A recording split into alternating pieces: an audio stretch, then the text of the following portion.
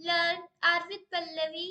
Last video में हमने study किया था introduction to multivariate analysis, but आज हम स्टडी करेंगे मल्टीवेरिएट डाटा।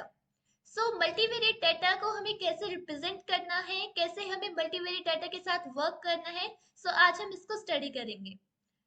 हमारे पास जो डाटा होते हैं मल्टीवेरिएट डाटा सेट, उसको रिप्रेजेंट करने के लिए हम यूज करते हैं रेक्टेंगुलर फॉर्मेट का। मल्टीवेरिएट डाटा को रिप्रेजेंट करने के लिए हम यूज करेंगे रेक्टेंगुलर फॉर्मेट। ठीक है, रेक्टेंगुलर फॉर्मेट का मतलब है जो हमारे पास मैट्रिसेस होती हैं, मैट्रिसेस का यूज करके मींस एरेज का यूज करके हम अपने डाटा को रिप्रेजेंट करेंगे। For example let us suppose कि हमारे पास जो डाटा प्रेजेंट है, हमारा जो डाटा है, उस डाटा के अंदर हमारे पास जैसे फॉर एग्जाम्पल पी वेरिएबल्स है। ओके, और जो पी वेरिएबल्स हैं उनकी कितनी ऑब्जर्वेशंस है, एन ऑब्जर्वेशंस है। ठीक है, जैसे पहले हम एक बार यूनिवेरिएट का केस देखते हैं। यूनिवेरिएट का क्या मतलब होता था कि यूनिवेरिएट के केस में हमारे पास सिर्फ एक वेरिएबल होता है। यूनिवेरिएट में हमारे पास सिर्फ कितने वेरिएबल्स होते हैं, सिर्फ हमारे पास एक सिंगल वेरिएबल होता है, और उस सिंगल वेरिएबल की हमारे पास कितनी ऑब्जर्वेशन होती है, एन ऑब्जर्वेशंस। ठीक है, जैसे फॉर एग्जांपल हमारे पास x नेम से कोई भी एक वेरिएबल है, x कोई भी वेरिएबल है जिसकी जो ऑब्जर्वेशंस है ये हमारे पास वेरिएबल है। मैंने लास्ट वीडियो में भी बताया था कि variable are the quantities whose value changes from individual to individual, जिनकी वैल्यू चेंज होती है from individual to individual. Okay, x हमारे पास एक वेरिएबल है, यूनिवेरिएट वेरिएबल। इसकी हमारे पास मान लेते हैं कि n ऑब्जर्वेशंस है, और जो ऑब्जर्वेशंस होती हैं उनको हम स्मॉल लेटर से डिनोट करेंगे। देखते हैं, जैसे हमारे पास जो ऑब्जर्वेशंस हैं मान लेते हैं कि वो हमारे पास x1 x2 up to xn, हमारे पास n ऑब्जर्वेशन है जिनको हमने n इंडिविजुअल से ऑब्जर्व किया है। ठीक है, अब जो ये x है, x जो ये वेरिएबल है, जब हम इसको एक फॉर्मेट में, एक स्ट्रक्चर्ड फॉर्म में जब इसको रिप्रेजेंट करेंगे तो इस तरीके से हम इसका एक वेक्टर बनाएंगे। ठीक है, तो हम इसका क्या बनाएंगे, एक वेक्टर, जैसे इस तरीके से कि x हमारे पास क्या है, एक वेरिएबल है, और जिसकी हमारे पास कितनी ऑब्जर्वेशन है, x1 x2 अप टू हमारे पास क्या है, xn ऑब्जर्वेशंस है। ये हमारे पास फर्स्ट ऑब्जर्वेशन है, ये सेकंड ऑब्जर्वेशन है, और इसी तरीके से ये nth ऑब्जर्वेशन है। ये होता है एक वेक्टर। ठीक है, वेक्टर भी एक मैट्रिक्स ही होती है, बस क्या फर्क है कि इस वेक्टर के अंदर हमारे पास सिर्फ कितने कॉलम्स होते हैं, सिर्फ एक कॉलम। कितने कॉलम होते हैं, सिर्फ एक कॉलम होता है। ठीक है, इसका जो ऑर्डर रहेगा इस वेक्टर का, इसका ऑर्डर हमारे पास रहेगा कि n तो हमारे पास क्या है, रोज है, रोज मींस ऑब्जर्वेशन, और इसके अंदर हमारे पास एक क्या है, वेरिएबल। तो इसका जो ऑर्डर रहेगा वो रहेगा n बाई n। ठीक है, जैसे अगर हम एग्जांपल देखें तो फॉर एग्जांपल हमारे पास एक वेरिएबल है दैट इज अ हाइट। किसी भी पर्सन की हाइट का हमने एक मतलब हाइट को हमने एक वेरिएबल ले लिया जिसको हम डिनोट कर रहे हैं h से। ठीक है, स्मॉल h कैपिटल h, किसी भी तरीके से। इसकी फॉर एग्जांपल हमने 5 स्टूडेंट्स से उनकी हाइट हमने उनकी हाइट पूछी, तो इस तरीके से हमारे पास कुछ ऑब्जर्वेशंस आई। जैसे फॉर एग्जांपल फर्स्ट स्टूडेंट की जो हाइट है वो 5 है, देन नेक्स्ट की 5.2 है, इस तरीके से 5.4 है, देन 5.1 है, देन 4 है। इस तरीके से ये कुछ हाइट्स है। ये हमारे पास क्या है, ये जो h है ये हमारे पास एक वेरिएबल है जिसकी वैल्यूज वेरी कर रही हैं फ्रॉम परसेंट टू परसेंट।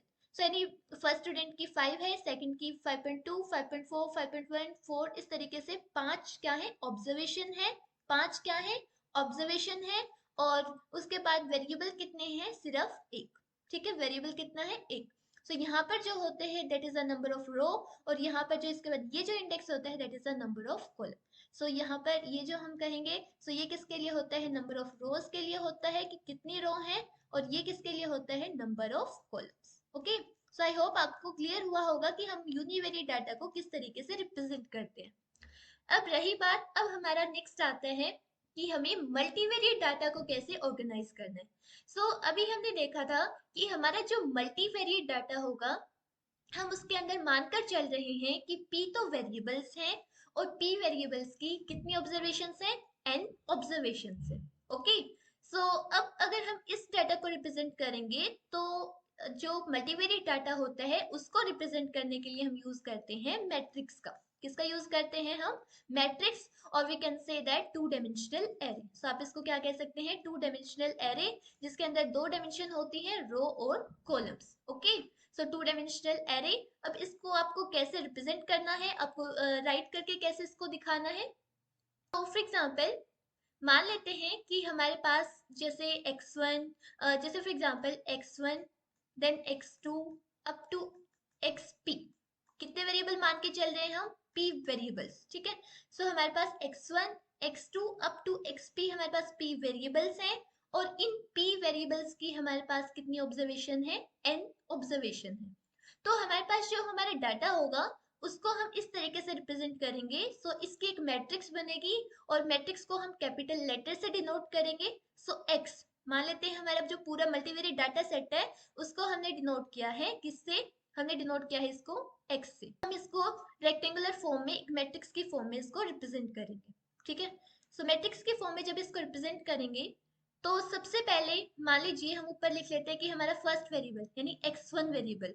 तो जो x1 वेरिएबल है इसकी कितनी ऑब्जर्वेशन होगी? यानी जो ये x1 वेरिएबल है इसको हमने उठा लिया, इसकी कितनी ऑब्जर्वेशन होगी? n ऑब्जर्वेशन होंगी। सो यहाँ पर हमारे पास होगा x11 x21 देन इसके बाद नेक्स्ट xn1। ठीक है, सो अब ये मैंने क्या लिखा मैं आपको बताती हूँ। सो x11 का मतलब है फर्स्ट वेरिएबल। जो ये लास्ट इंडेक्स होता है ये वेरिएबल के लिए होता है, मीन्स कॉलम के लिए, और जो ये होता है ये रो के लिए। यानी फर्स्ट वेरिएबल की फर्स्ट ऑब्जर्वेशन, देन ये फर्स्ट वेरिएबल की सेकंड ऑब्जर्वेशन, और इसका मतलब है फर्स्ट वेरिएबल की nth ऑब्जर्वेशन। इस सिमिलरली अब हम राइट करेंगे x2 यानी सेकंड वेरिएबल के लिए x12 x22, इसी तरीके से लास्ट क्या आएगी हमारे पास? xn2। ठीक है, और अप टू हमें कहाँ तक कितने वेरिएबल लेकर चलने हैं? p variables. सो इस तरीके से ये होगी हमारे पास x1p x2p, और इस तरीके से आगे जब हम लेकर चलेंगे तो xnp।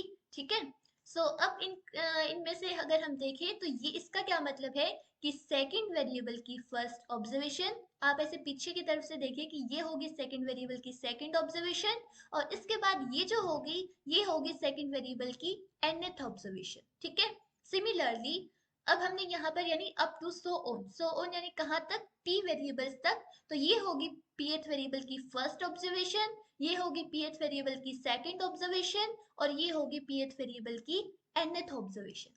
अभी मैं आपको एक डाटा सेट दिखाऊंगी जिससे आपको और ज्यादा क्लियर होगा। सो यहाँ पर जैसे इसका जो ये हमारे पास एक मैट्रिक्स बन रही है, इसी तरीके से तो हम क्या बनाते हैं? मैट्रिक्स बनाते हैं। जो ये मैट्रिक्स हमारी बन रही है इसका ऑर्डर क्या होगा? मैट्रिक्स का ऑर्डर हम कैसे लिखते हैं? पहले तो हमारे पास क्या आता है? नंबर ऑफ रो। सो रो कितनी है? तो रो है कितनी? n।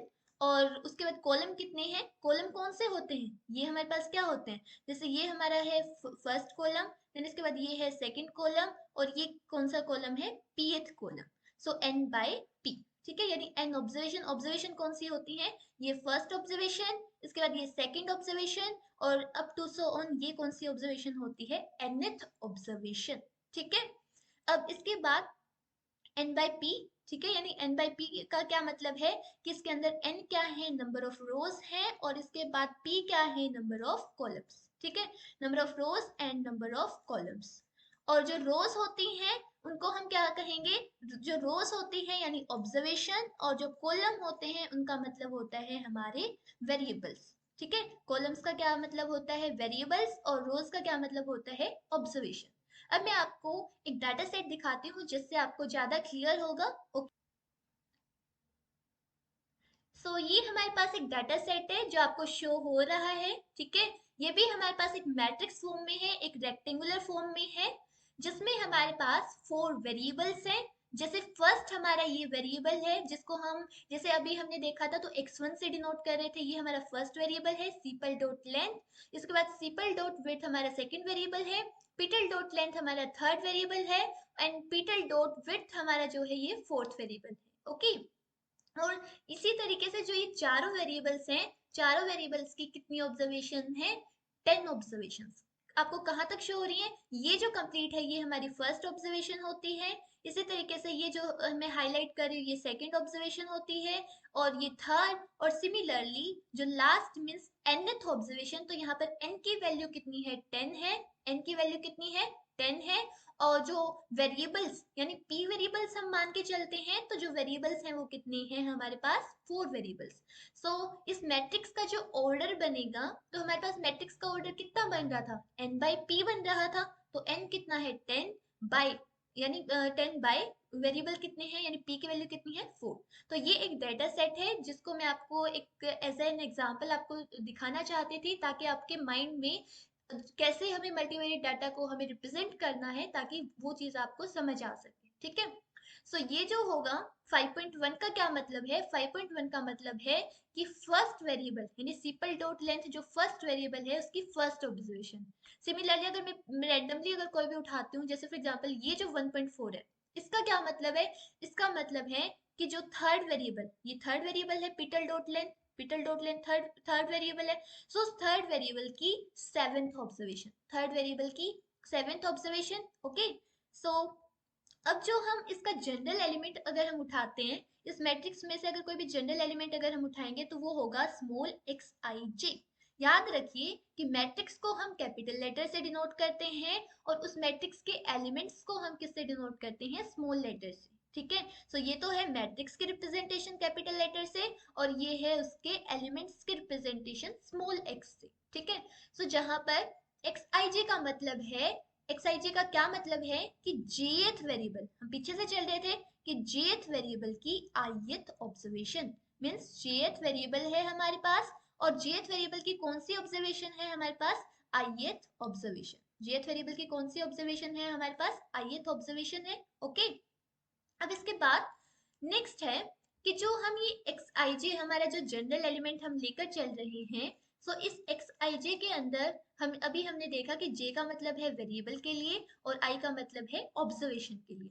तो अगर हम यहाँ पर आई की वैल्यू अगर हम देखें तो कहाँ से कहाँ तक होगी, 1 2 अप टू n। सिमिलरली जे की वैल्यू कहाँ तक होगी, एक से लेकर 1 देन 2 और कहाँ तक p तक। ठीक है, और one more thing, multivariate data के लिए हमने कहा था मल्टीवेरिएट डाटा का मतलब होता है जिसके अंदर एक से ज्यादा वेरिएबल हो, तो वैल्यू ऑफ p यानी जो p की वैल्यू है यहाँ पर जो ये p है, सो इस p की जो वैल्यू होगी वो क्या होनी चाहिए, एटलीस्ट 2 होनी चाहिए। कितनी होनी चाहिए हमारे पास p की वैल्यू, p की वैल्यू एटलीस्ट हमारे पास कितनी होनी चाहिए, 2 होनी चाहिए।